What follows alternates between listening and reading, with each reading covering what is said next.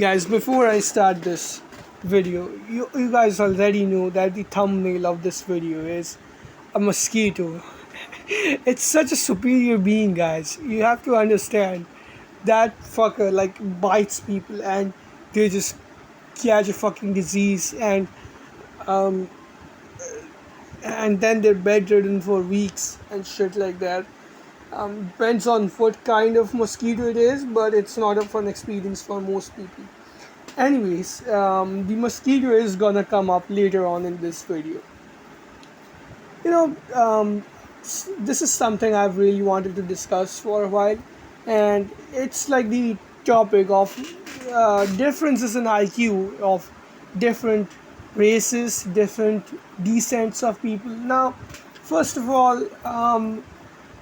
where do we start this from? So there's multiple data sets which do show that um, people who live in sub-Saharan Africa have lower IQs than people living in, let's say, some place like Europe.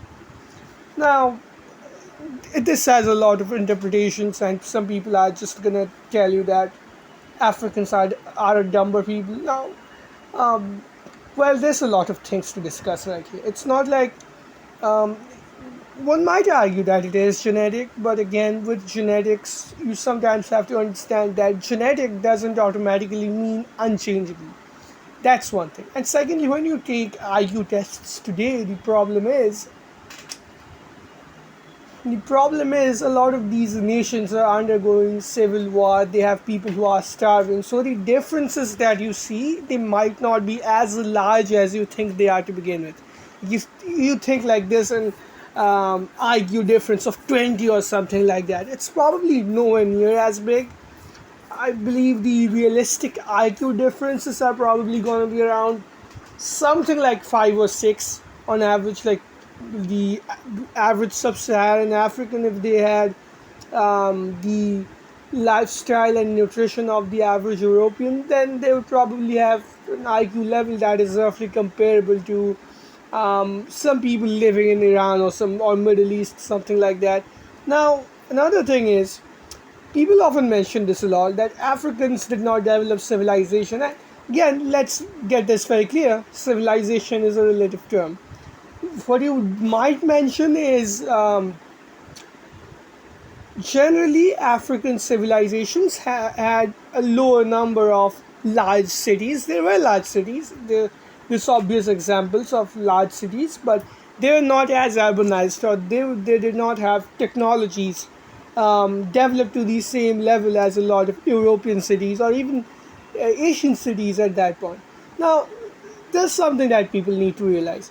Why a lot of African populations did not move towards that, like people from Ghana, they did civilize, they did have urban centers, but there's a reason that Africans didn't really develop it. A lot of Africans did not develop it for a long while. For one, you have to consider that Europe is a pretty shit place to live. People forget that when they are boasting about inventions, necessities are what cause inventions to begin with. Necessity is the mother of invention, as they say. If Europe was not a shit place to live like that, I doubt Europeans would have done anything either. If the ancestors of Europeans lived in Africa, they'll probably do the same thing. And it's not to say that Africa was some paradise or something like that. The idea is African environments were a lot more stable and consistent than European environments. In Europe, you have irregular seasons, you have rivers which are not dependable, you have horrible winters which are not stable, you have plagues killing millions of people, three-fourths of Europe's population, like late into the first, rather second millennium. There's a lot of stuff. If you do not have high IQ is basically the thing Europeans were selected for. Africans did not have that same extent of pressure. And again, let me break this down. That thing, IQ or cognitive intelligence, is not the single measure of human worth. There are other things which make human beings very unique and make human beings important. There's things which Africans are indeed better at than most other and all other groups of people. Africans have the highest genetic diversity on the planet because the majority, not majority, everyone outside of Africa is descended of a population of 50 to 60,000 individuals who left the continents of 180,000. I don't know exactly how many years ago, but if I remember this, the funny thing is the genetic differences between two tribes in Africa living like 50 kilometers apart is as big as the genetic differences between an Asian and an European. Right, so they are essentially humanity's gene bank. That is one thing. Then there's another thing that people of sub-Saharan African descent are generally also better at non-verbal communication, and now people have a lot of theories for this.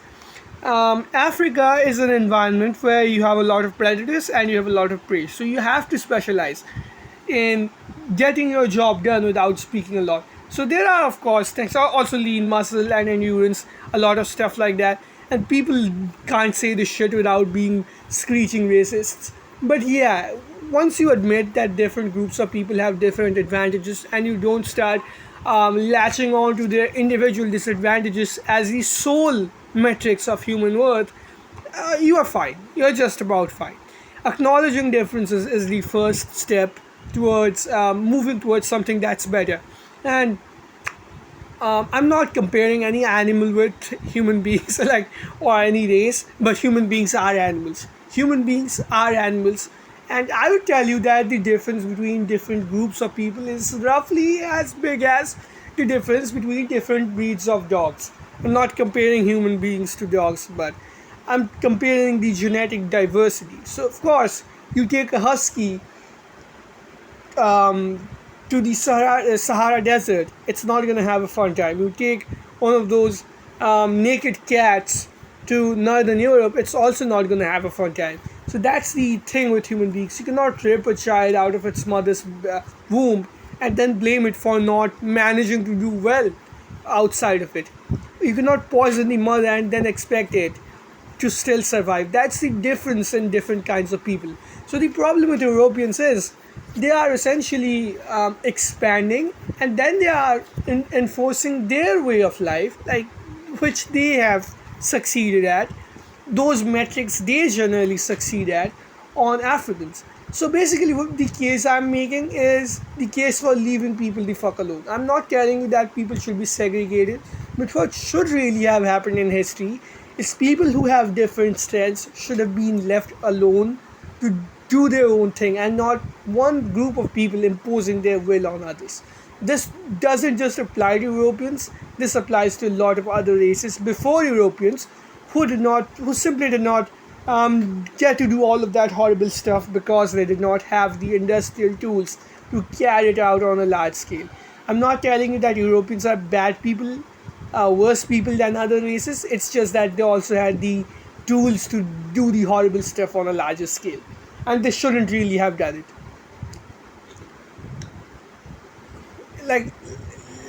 Like take this: ask a white person to get bitten by a malaria mosquito, and it's not going to be a fun experience for them.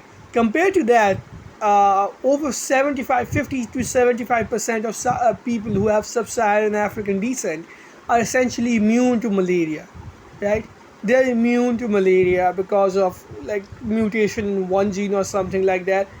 Um, like everyone has their advantages, everyone has their relative disadvantages. That doesn't mean one is inherently inferior to the other.